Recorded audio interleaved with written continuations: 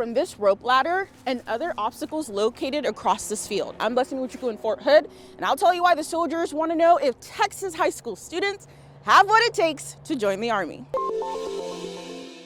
Well, just a few weeks left until the new year when the U.S. military will start rolling out more rigorous fitness tests and other changes demanded by Secretary of Defense Pete Hegseth. Our Blessing Wichuku heads to Fort Hood with a look at how the Army is preparing. It started off with just one high school a decade ago, right here in Killeen, but now for the first time ever, Fort Hood is opening the U.S. Army experience to Texas high school students all across the state. It has been 2 years since Coach Claude Mathis and his football team won back-to-back state championships. We're going to take one game at a time. So he's locked in right now, making sure DeSoto High School is back on top. But as football season concludes, he'll switch gears, getting his players and other athletes at his school prep for another type of experience. I think it has a chance for the military to show what they have to offer.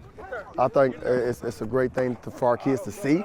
This summer, soldiers from Fort Hood gave the football team a taste of basic training experience ahead of the season. Coach Mathis noticed the impact it had on the team and wanted more. From that day on, we started to rebuild this team, and now it's finally a football team. But he helped out a whole lot. The Army helped out a whole lot. He's talking about Sergeant First Class Leroy Betts III. Yes, sir. The brainchild behind the 2-day basic training experience and career expo, aka the U.S. Army Experience. Starting from the beginning with 100 kids, now here we are. This past March was 800 students with 5 high schools.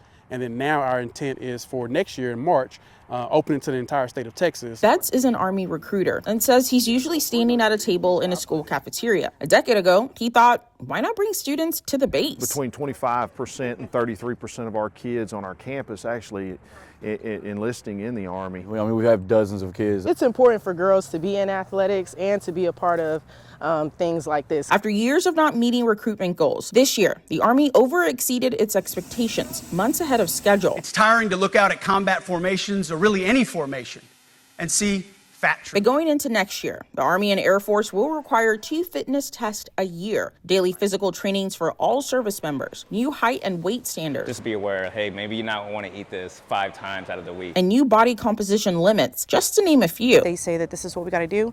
This is the next challenge rolling into 2025, 2026, and so forth. By all means, and that's what we have to do. Coach Mathis and the Eagles know what they have to do this month. And try to win some games to make sure we go to class. Before they head off to Fort Hood. Last one over here. Joining 4 dozen Texas high schools for an experience that could lead to students enlisting for their steps. in Fort Hood. Blessing Wichuku, Spectrum News.